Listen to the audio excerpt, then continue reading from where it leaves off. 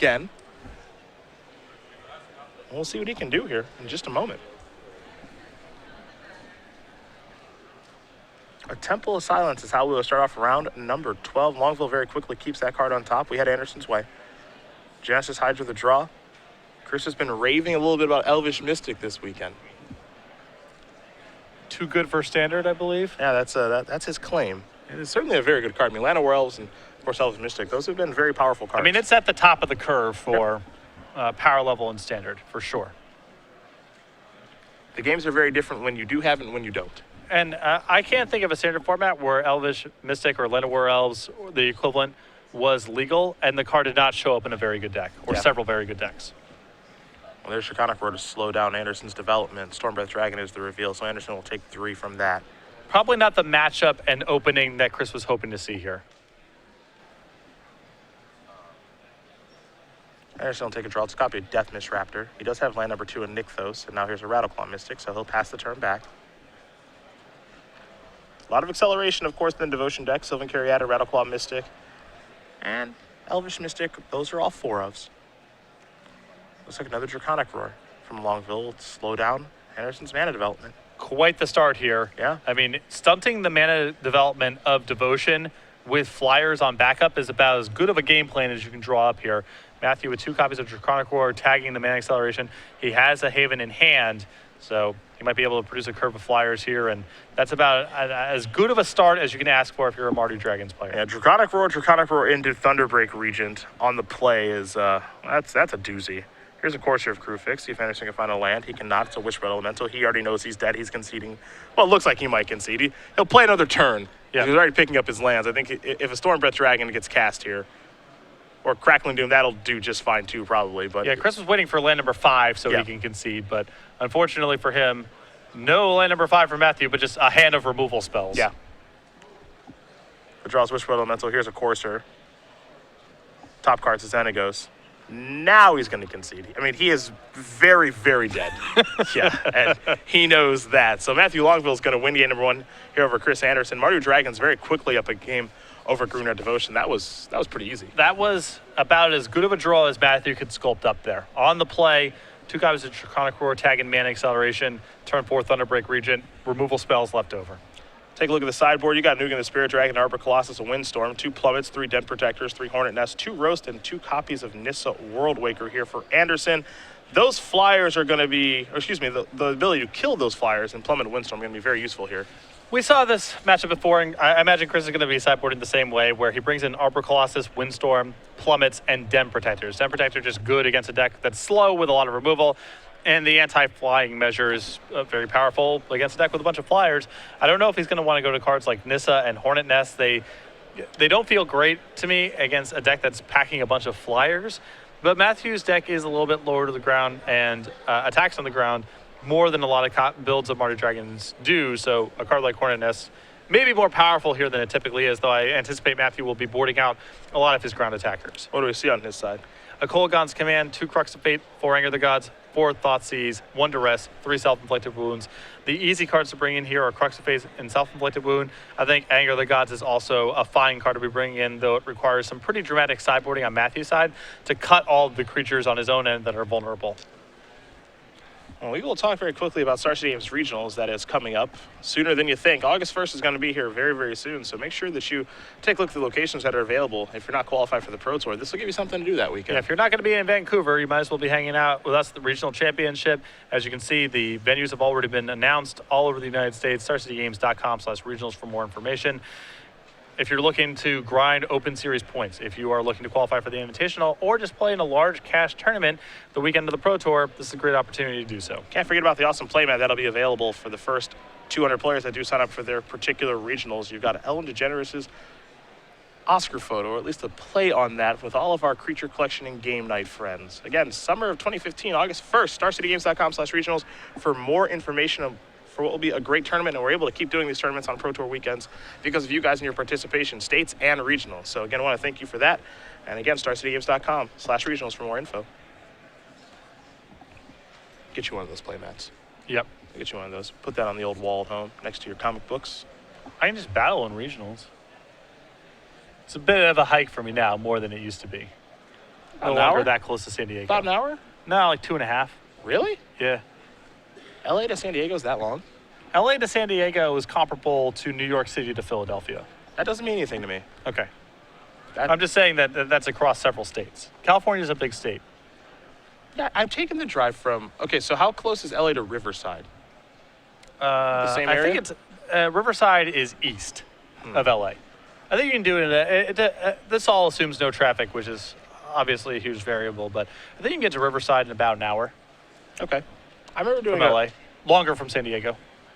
I remember doing a drive from Riverside to Pro Tour San Diego in 2010. It felt like maybe 90 minutes. Maybe I'm wrong. Probably wrong. Yeah. You would know better than me. Yeah, it's probably closer to I would say it's closer to 2. All right, so that's Cleveland to Columbus. Okay. That's what it is. That's a 2-hour drive. But of course, traffic is always the biggest variable when you're in LA. Yeah, so you take a beating on that. Cleveland to Columbus, there is no traffic. Right. It does not exist. Just a lot of farmland. Andersen going to be on the player, smiling perhaps as he got destroyed that previous game. All you can do is laugh something like that off. Yeah. 'Cause Sometimes that was ugly. Sometimes there's no decision to make. There's nothing to reflect on. Sometimes your opponent just gets their draw, and you have to go on to game 2. It's actually one of my favorite parts of Magic because sometimes you just crush your opponent or get crushed. Right. There's no real, what could I have done? Should I have not played my Mana Accelerant so it didn't get Draconic Roar? There's none of that. Well, it's what I like about Magic is over the course of 15 rounds, you're going to have a range of emotional experiences. A lot of the games are going to involve a lot of decision points and things to reflect upon and things that both you and your opponent could have done differently and some bluffing. But every so often you get those games where you just did your thing or your opponent did their thing and that's all there is to it. Yeah. You just got to know what you're signing up for. If you can just appreciate that that's part of the experience, Magic's the best game. Let's see if Chris can find a 6-card hand that works. Looks like he'll keep. He'll start with a Temple. That card is maybe staying. It looks like he's on a 1-lander. Yep. So this is a pretty straightforward call here. We keep lands. I guess Elvish Mystic is the one. That's the only card that can make it difficult, right? Yeah. All right, he's going to keep that card on top. I suppose, if it's just another Temple, you would keep it. That's not even close. All right, to Rugged Okay. Highlands, sure. Yeah, I guess that one's kind of close too because it's not powerful and comes into play tap, but I think Chris can't afford to scry that to the bottom. That's really greedy. It's a Seeker of the Way. And go back to Andersen. Is there a land on top of his deck? No, but there's a Caryatid. That might be okay. He'll play Caryatid, pass the turn back. Man, Accelerant, that's a lot harder to kill. Forces of Crackling Doom is the answer. Here's a Bloodstained Mire. Here comes Seeker of the Way.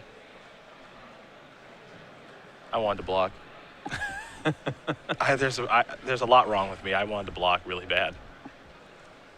Here's 3 mana. Courser of Grufix. I think we found the place where you and I deviate is I like the bluff attacks and you like the blocks assuming your opponent is bluffing.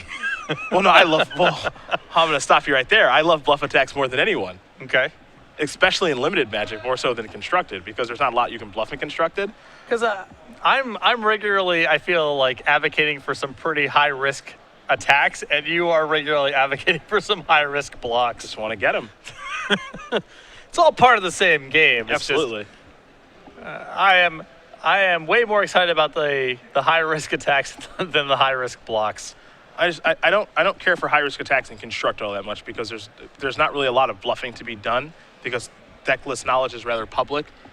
But in limited, oh yeah, 2/2 to a 7/7 all day. All day.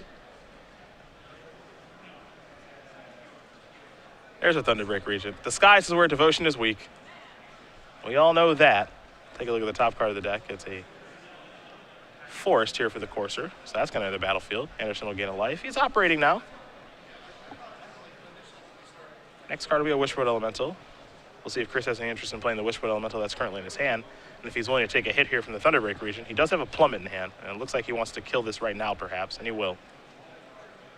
The trigger from Thunderbreak region will deal Andersen 3. He'll go down to 16. Here comes Courser. Maybe not.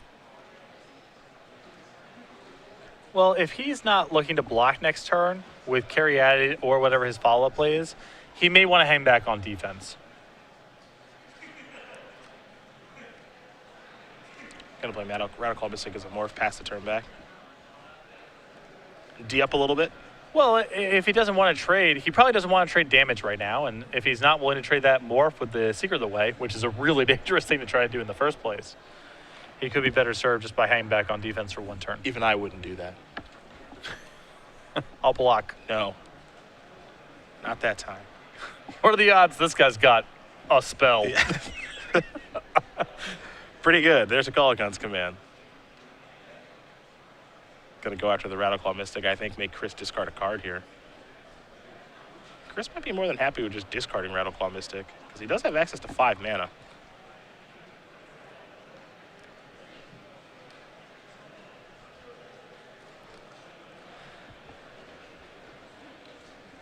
Looks like he might be discarding Whispered Elemental. This is interesting. At this point, I feel like Chris has got enough mana where the game is about, do you just have enough stuff that matters? And I would be dumping mana acceleration. Yep, he's going to dump the Radical Mystic. Seeker of the Way's prowess does trigger. Yeah. Did Chris take this or did he block? He blocked. Yes. Yep. That's a good block. Not scared of anything. So what's he going to do? It's very unlikely even anything. Windstorm on top of the deck. That's an answer to another flyer. Andersen up to 17. Here comes Courser. Now he's getting on the offense. Longville's going to go down to 20. Longville's hand's still pretty good, though he's drawn a few too many, I would say, ground creatures here, like Soulfire Grandmaster. To a degree, that's a function of his deck. As opposed to the last Mardu Dragons deck we covered last round that Chris played against, 3 Seeker of the Way, 4 Soulfire Grandmaster, 4 Goblin Rabblemaster. He's got a lot of ground creatures, which is not where you want to be in the matchup. Crackling Doom going to take care of Pelucranos. Here comes Seeker.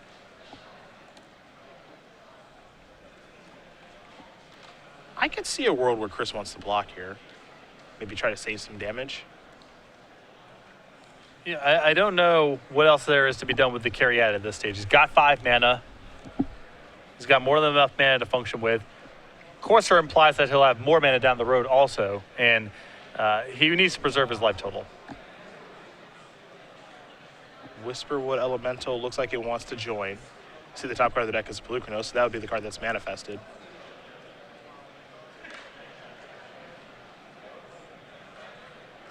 Here comes Courser. Longville going to go down to 21, it appears. Maybe not.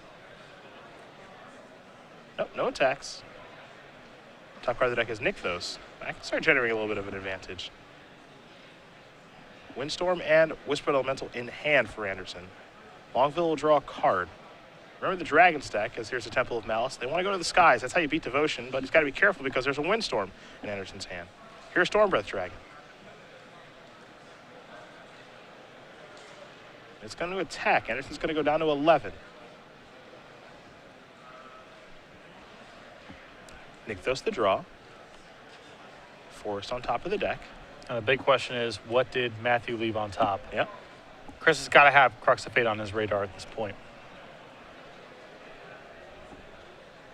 Though he is doing relatively well against Crux at this point. Yeah, Whispered Elemental is a lot of protection here. We know the Manifest is actually a creature as well, which helps. Pelucranos. Forest off the top of the deck is going to bring Andersen up to 12. Now the top card of the deck is Whisperwood Elemental. Something to keep in mind when it comes to Manifest.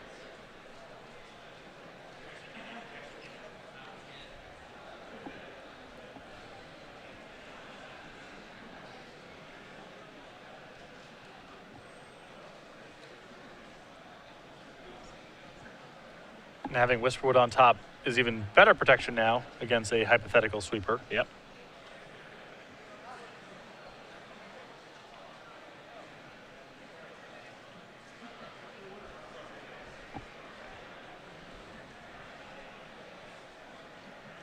Here's an attack. Looks like Seeker the way is going to block.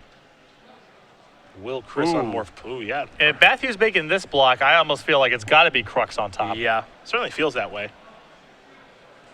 That's a very sharp block there for Matthew. Although it does give up a bit of information, I think it's still a pretty sweet block.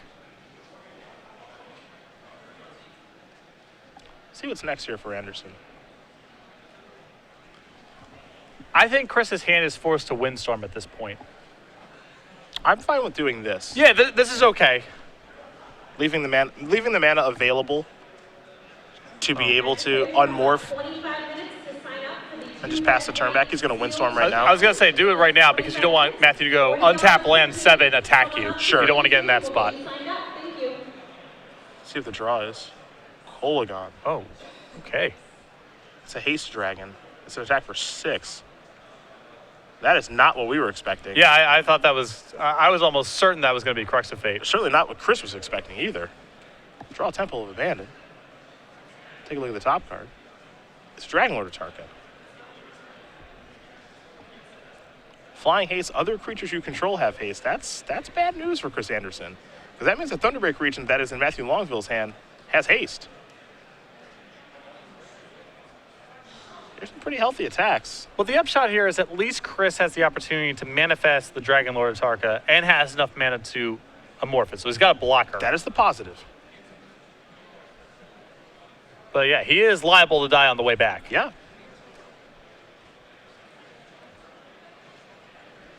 And that actually second line of text could, or the third line of text, could actually matter for once on Dragon Lord Kolagon if Chris isn't careful.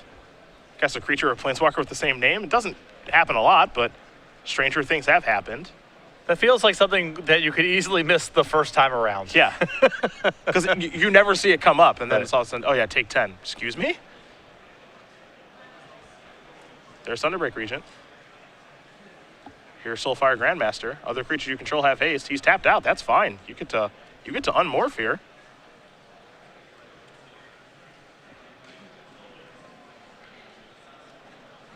Yeah, as far as I can tell, Chris is not dead here, right? There's 6 coming across unblocked, assuming that he unmorphs his copy of Dragon Lord of Tarka. Yeah.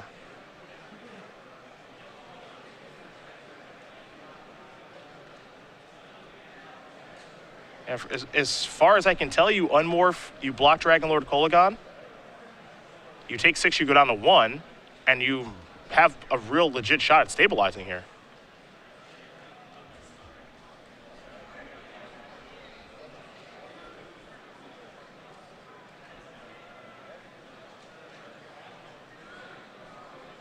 I mean, the top of Matthew's deck obviously can provide some help here, but You can't do very much about that. Wow, he's going to extend the hand. I am very surprised by this. Very, very surprised. He does not appear to be dead unless we are missing something here in the booth. He's able to unmorph a Tarka, block Dragon Lord Kolagon, take 6, go to 1,